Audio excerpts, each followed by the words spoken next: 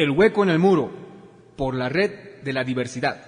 Para nosotros, nosotras y nosotres en estos espacios de la red de la diversidad, con quien muchas veces hemos venido ya conversando distintos temas desde distintas miradas, que son fruto también del trabajo de acompañamiento, del trabajo de ser parte de distintos procesos de los cuales ella es también integrante, se podría decir, ¿no? Estamos con Nina Mancilla. Nina, querida, pedirte que saludes a la audiencia y que también nos cuentes un poquito acerca del trabajo que ahora has venido realizando y las luchas también que estás acompañando. Buenos días, Gaby. Buenos días a todas, a todes, a todos. Es un gusto volver a estar aquí en La Guaina después de un buen tiempo. Con la necesidad siempre de poder hablar, de poder debatir, de intercambiar ideas, opiniones, que tanta falta nos hace en este tiempo, ¿no? De compartir ideas, profundizar procesos. Y eso, qué decirte, este año hemos estado trabajando mucho en las memorias de organizaciones, de movimientos sociales, trabajando mucho también con compañeras, también en el Alto, desde la plataforma de cuidados, de todo un poco, ¿no? Es un año súper intenso, no solo por las elecciones, sino por todos los procesos sociales que también se vienen desencadenando por ahí muy aparte de las agendas políticas electorales, ¿no? Eso. Gracias, hermanita querida. Hermanita querida, cuando establecíamos como una primera conversación respecto al tema que nos hemos propuesto abordar esta semana, que tiene que ver con las democracias, una pregunta que me venía a la mente era precisamente referido a este trabajo de investigación que tú vienes realizando, ¿no? Con movimientos sociales, organizaciones de mujeres. Y ahí quería preguntarte, en toda esta historia, en toda esta lucha que ha sido sostenida y criada por las mujeres, ¿qué papel ocupa la democracia o cómo se ha participado en su construcción o qué representa también esta democracia para estos movimientos? A ver, un poco hay que decir que a veces según también lo que hemos estado estudiando y viendo, en la medida en que las mujeres hemos obtenido, por decirte, el papel de ciudadanas recién el 52, es recién a partir de ese momento, de ese año en que se adquieren ciertos derechos civiles, sociales, políticos. Sin embargo, los movimientos y organizaciones de las mujeres se han organizado básicamente a lo largo de la historia por un tema de cuidados, de organizarse, defenderse colectivamente, ya sea como sector, de las propias agresiones que el sistema como tal las hacía de alguna manera víctimas, ¿no? O que no les negaba los derechos mismos como seres humanos. Entonces me parecía importante diferenciar que estos movimientos y organizaciones sociales se han organizado en base a los cuidados y no necesariamente en relación al poder o a la toma del poder. Quizá el tema de los cuidados es algo muy, un tema que se está poniendo en el tapete de alguna manera, recién quizá desde las lecturas feministas, como el trabajo de los cuidados, la economía de los cuidados, pero que todavía socialmente no es un tema bien aceptado. Y en ese caso nos parece importante precisamente por el tema de la democracia, ¿no? Se nos ha vendido una democracia liberal representativa, entre comillas, y se dictan un montón de políticas en el afán de cuidar la democracia, entre comillas, igualmente, pero que son igual un montón de abusos, siempre en favor de unas clases privilegiadas, históricamente privilegiadas. Entonces, a mí me parecía importante arrancar desde ahí, ¿no? Cómo las mujeres vivimos estas democracias cómo hemos vivido la tal democracia de que los estados nos han vendido, ¿no? Ver cuáles han sido también nuestras propuestas respecto a estas democracias y políticas que se han ido dictando tanto en el Estado nacionalista, en el Estado neoliberal, como en el plurinacional, ¿no? Por ahí yo comenzaría. Nina, y a partir de esto que mencionas también, estos elementos que se sugieren desde esta lucha organizada, que se proponen también para cómo modificar estos pilares tal vez de la democracia o cuestionarlos, hemos visto algunas de estas demandas plasmadas en la democracia actual de la cual venimos hablando, se viene conversando desde el Estado, en esto que se ha denominado las democracias plurales. ¿Qué elementos podemos ver ahí?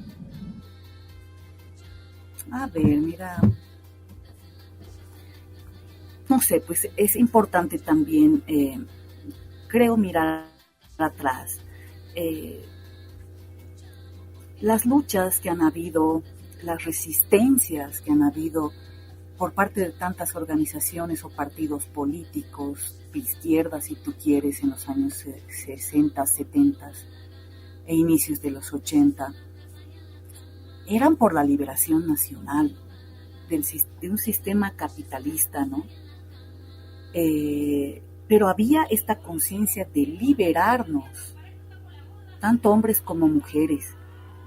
Y claro, nos han dado tan duro con las dictaduras que al nacer a la vida democrática nuevamente, por decirte el año 82 y el 86, digamos, donde ya se instaura el neoliberalismo como una política económica y que a la vez trajo un montón de conceptos de democracias, ¿no? Se perdió esta utopía de la liberación nacional. Y ahora, ¿cuál es nuestro concepto de vivir en estas democracias? Mantenernos a flote en esta gran marea donde cada quien navega como puede. Entonces me parece que estas democracias plurales como que atienden solamente por ahí cosas superficiales, la cara, ¿no? Pero no profundiza realmente en lo que sería la democracia o qué entendemos por democracia. En las dictaduras se entendía que la tortura, la desaparición forzada, las detenciones, los exilios, eran parte de un régimen autoritario no democrático. Pero ahora, como mujeres, nos asesinan y nos violentan cotidianamente. Y ni siquiera tenemos la posibilidad en esta democracia plural de decir, estamos viviendo bajo un régimen autoritario, nos matan y nos violentan todos los días, bajo excusas que están totalmente legitimadas finalmente por la sociedad. Si no fuera quizá por cierta lectura que ya hay feminista, pasaría como parte de la construcción de la democracia que en el camino a las mujeres nos masacren cotidianamente, no solo físicamente o sexualmente por la cantidad, los niveles de violencia sexual que hay, sino porque este sistema neoliberal no nos brinda condiciones dignas de sobrevivencia siquiera, ¿no? El 85% de la población, y de ese 85%, la gran parte son mujeres que se buscan su propio ingreso, que no son, por decirte, sujetas de derechos, de un seguro de salud, de una seguridad social. Es así, estamos a la deriva. ¿Y cómo podemos decir que estamos viviendo en democracia cuando se nos niega la justicia, se nos niega el derecho al trabajo, el derecho a una vida digna, por lo menos, ¿no? Entonces, no me animaría tanto a hablar de democracias plurales porque en el fondo siguen beneficiando a sectores históricamente privilegiados. Por ahí voy. Hermanita querida, tú también mencionabas la importancia de mirarnos en la historia para ver e identificar estos elementos, por dónde iba más o menos en ese momento la construcción de estas pues alternativas de vida posibles, que sean o que de alguna manera retornen o conserven la dignidad humana. ¿Qué elementos más podemos considerar si miramos la historia que son necesarios traerlos a la conversación actual al momento de hablar de pues procesos democráticos, de hablar de democracias plurales, de hablar incluso del tema de la representatividad? Quizá desde el momento en qué concebimos finalmente por democracia.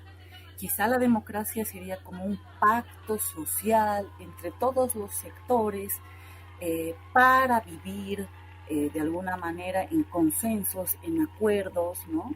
Donde todos podamos ser parte de un Estado, de un país, de una sociedad que equitativamente va a distribuir recursos, justicia. Sin embargo, las mujeres, hablo desde mi vivencia, no necesariamente hemos sido parte de esa construcción, ¿no? Y por el lado, digamos, de las mujeres indígenas, me parece maravilloso porque a partir de estas democracias liberales y representativas han construido formas de organización y asociación que de alguna manera han roto con estas formas verticales que antes teníamos de organizarnos y de vivir la democracia, ya sea social o estatalmente, ¿no? Yo rescataría bastante las organizaciones indígenas que se han podido organizar a través de cabildos, que han roto un poco con la noción de partidos, ¿no? De esta verticalidad de los partidos, de las confederaciones, de los sindicatos también verticales, que no se aplicaban, que no se habituaban o acomodaban a su forma de vida cotidiana de organización social. Ahí hemos visto los cabildos, las subcentrales de mujeres en tierras bajas,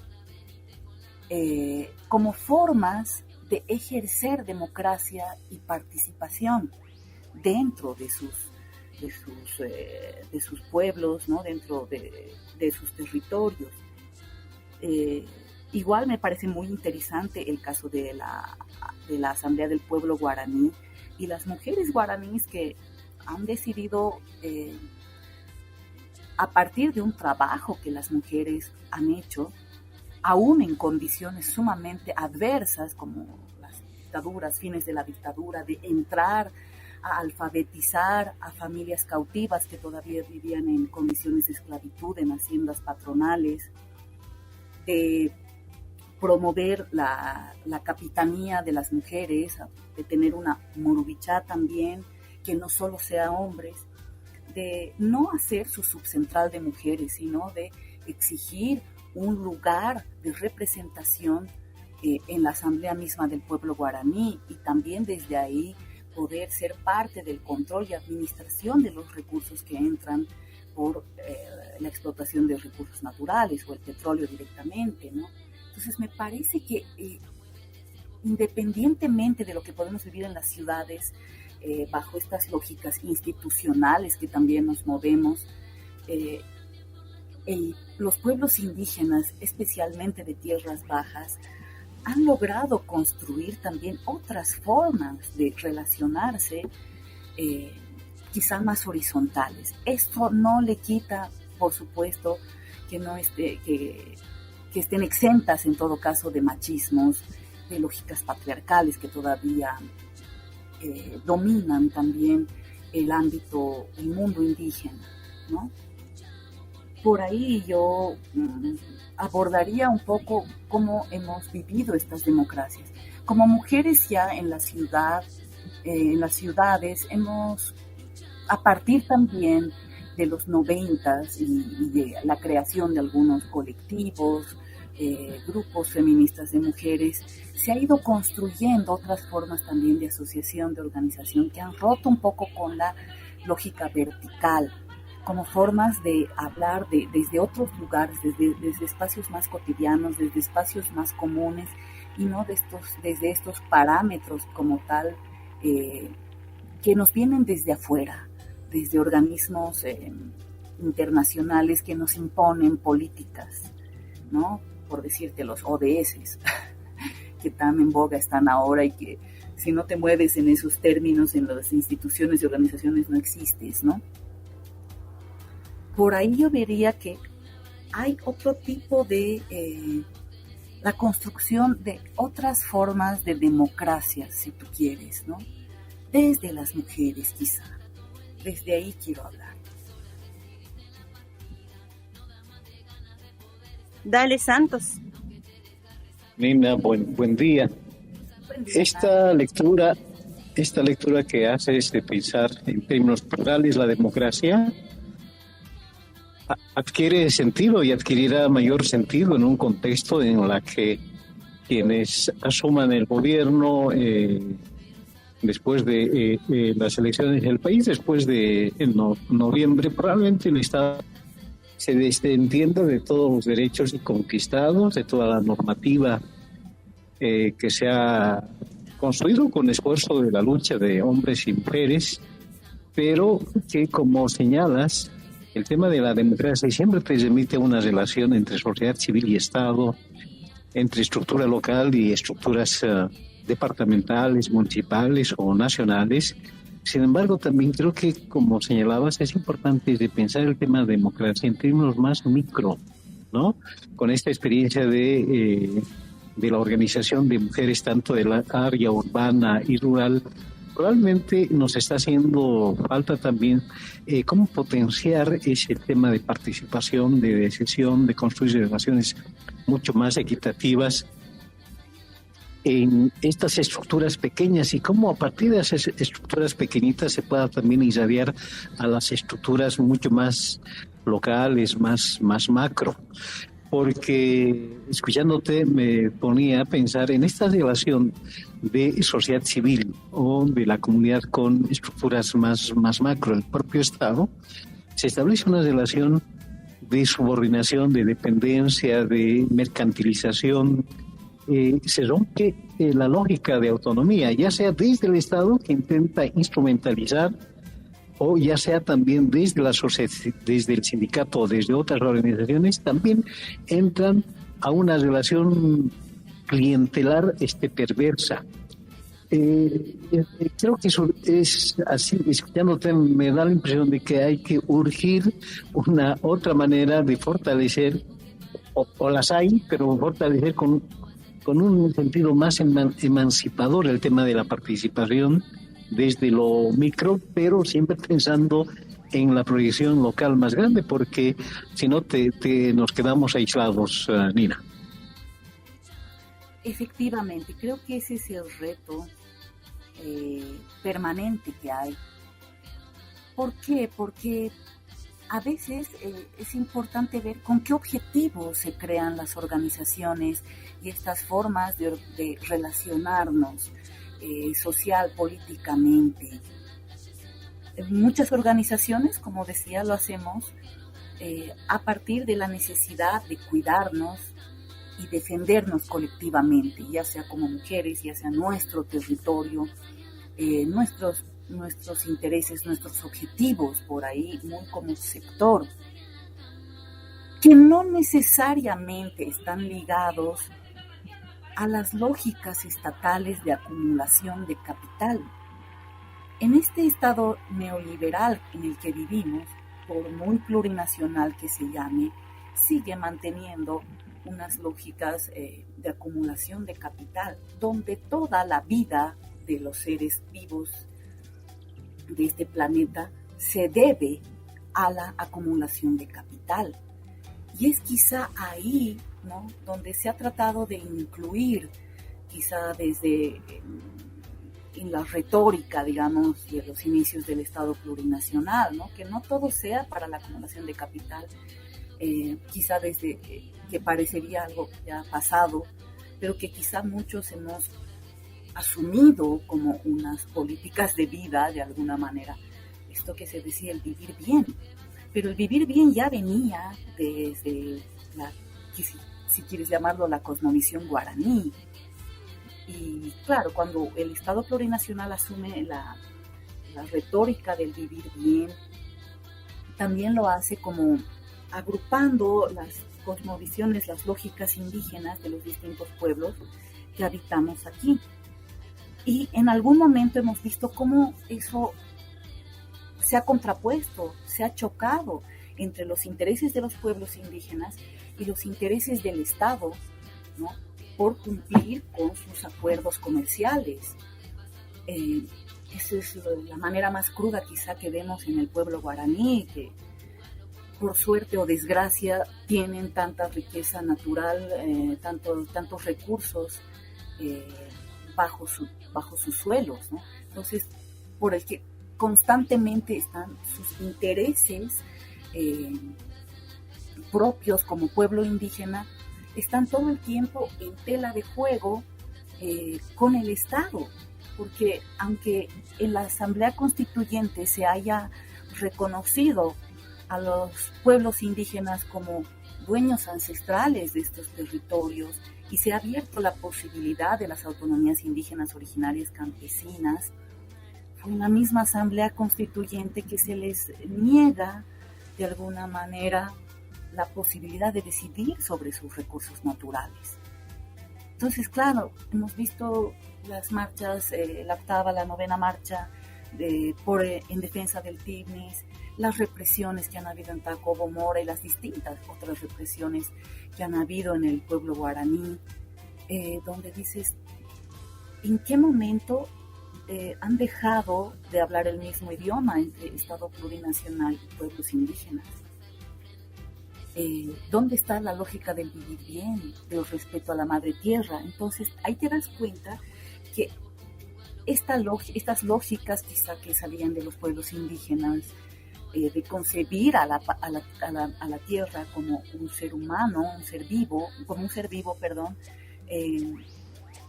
no entran en las lógicas estatales liberales de acumulación de capital. Se contraponen, además. Entonces, no es la intención quedarnos aisladas del Estado, pero te das cuenta también que no tiene mucho sentido a veces todas estas construcciones políticas que hacemos y que hacen los pueblos indígenas históricamente, a veces cuando llegan a instancias estatales o institucionales se pierden y terminan sirviendo como una carátula de políticas económicas que nada tienen que ver ya con esa noción de cuidado, de defensa, de respeto, de un vivir bien, no de consumir para vivir bien. ¿Me entiendes? Entonces, no es la idea quedarse aisladas, pero tampoco seguir regalando estas construcciones políticas. Me quedaría apostando precisamente en estos tiempos en que vemos cómo viene quizá el siguiente gobierno y todo lo que se va a destrozar para imponer otro modelo, por decirte, que todas estas lógicas que se habían construido en base a estas lógicas de vivir bien o de defensa de territorios, pues se van a quedar atrás, se las van a limpiar por otras nuevas. Entonces, ¿cómo seguimos construyendo un proyecto político, un horizonte por fuera del Estado y no por un simple hecho de anarquismos, ¿no?, sino de cómo no dejar que estas construcciones políticas que se vienen haciendo en distintos pueblos, en distintos sectores sociales, no terminen subsumidos por lógicas estatales que absorben, ¿no?, absorben mientras les conviene y luego desechan todas estas construcciones políticas, ¿no? Entonces, no es la idea, una vez más repito, quedarnos aislados en unos guetos, pero no dejar simplemente que las lógicas y políticas estatales nos devoren. ¿no? Y que utilicen finalmente todas estas construcciones, nuestros discursos que hemos construido por fuera de todas esas lógicas, incluso académicas y teóricas, terminen subsumidas como un exotismo, ¿no ve? Qué exóticas, ¿no? Cómo piensan esto y cómo producen, y terminan absorbidas por instituciones que también responden a una cooperación internacional y a lógicas internacionales, que el único objetivo que tienen es la acumulación de capital, no importa a qué costo. Eso.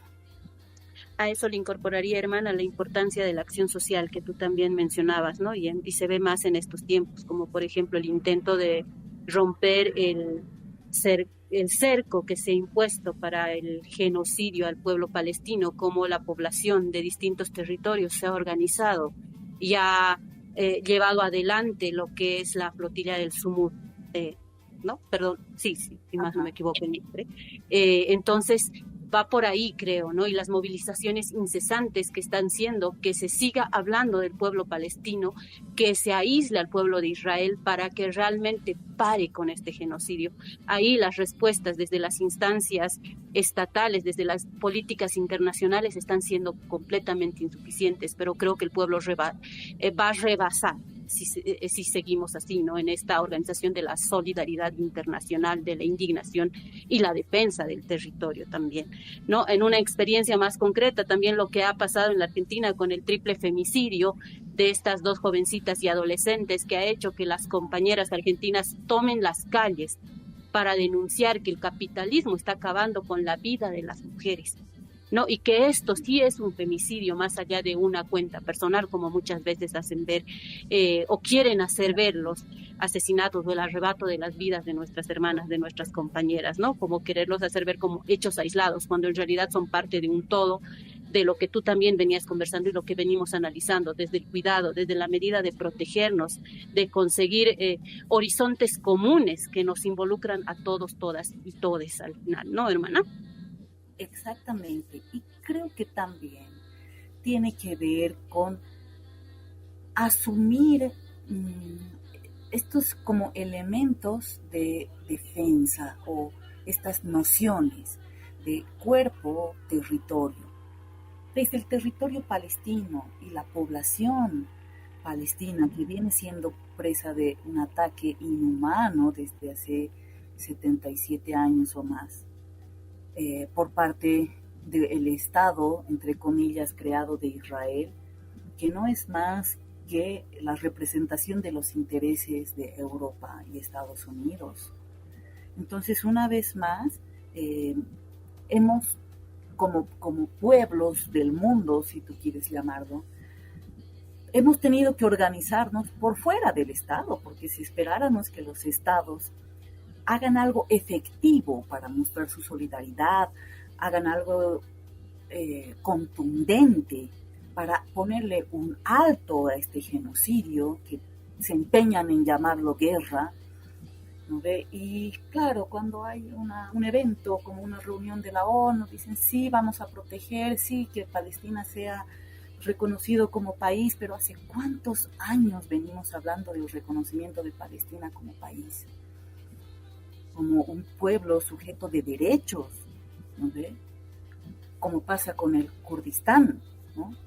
Entonces, ¿cómo podemos seguir esperando algo del Estado? Y una vez más llegamos a que nos organizamos en defensa propia por nuestros recursos, por nuestros cuerpos. En el caso de la Argentina, este triple feminicidio, claro, porque ha sido transmitido además por redes sociales, cómo lo mediático termina siendo a veces lo que pone en tela de juicio, en el ojo mediático de todos, y claro, en ese momento todos se ven obligados a hablar y condenar el tema, pero podríamos decir penosamente que al día siguiente en Argentina hubieron otros 3 feminicidios de los que nadie se acordó y que no estuvieron en los medios de comunicación ni en las redes sociales. ¿Y cómo le llamamos a esta masacre constante y permanente que vivimos las mujeres? ya sea por medios económicos, porque se está buscando una subsistencia, y cómo también los medios de comunicación siempre ponen a las víctimas como